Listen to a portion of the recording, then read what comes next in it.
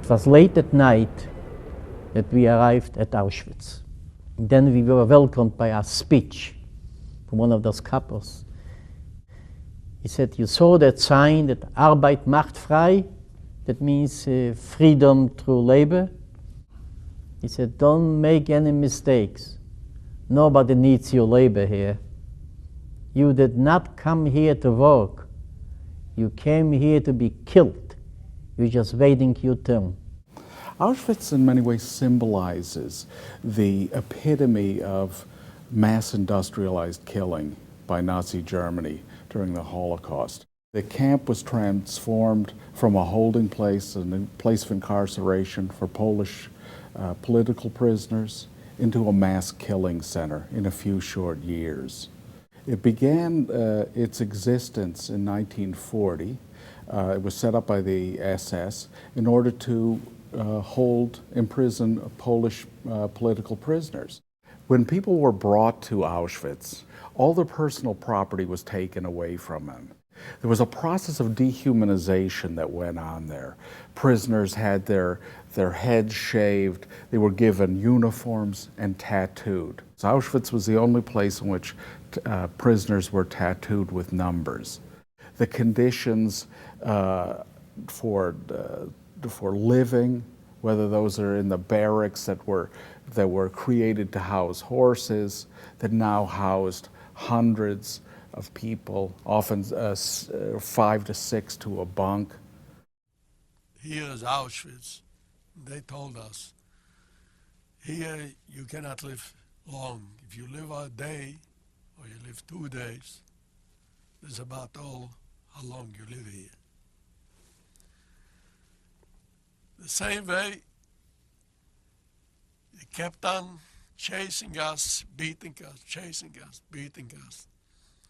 And I went, they took the pictures of me like a criminal from all ends, odds and ends. And they took my clothing, they told me to put it in a bag where it was written my name.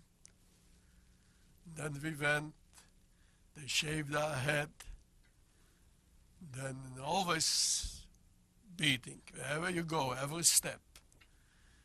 But then over the course of time, beginning in 1941, it started to undergo some changes as a result of the interest in the SS in using the camp for forced labor for the war effort.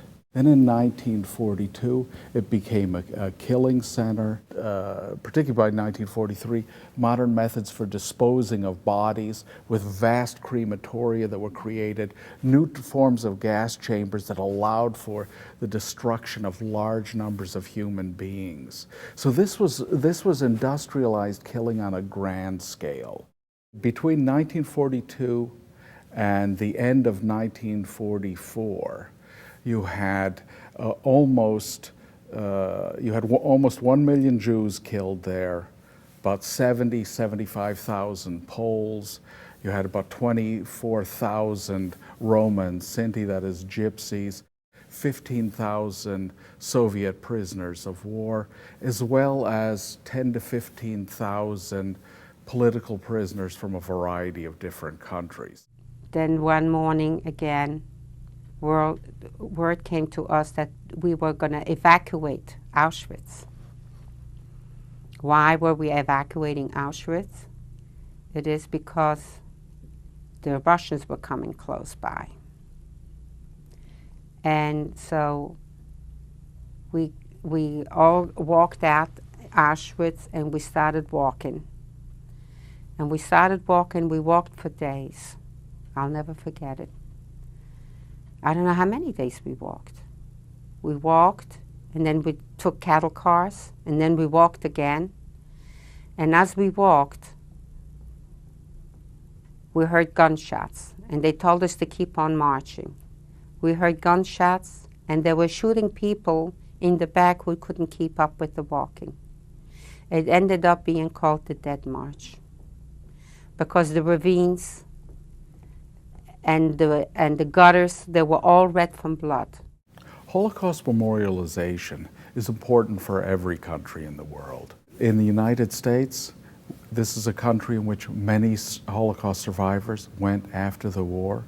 But it's also important for a museum such as this to be in the United States because it serves as a lasting reminder of some of the perils of being a bystander, of watching as events unfold and not dealing adequately with those.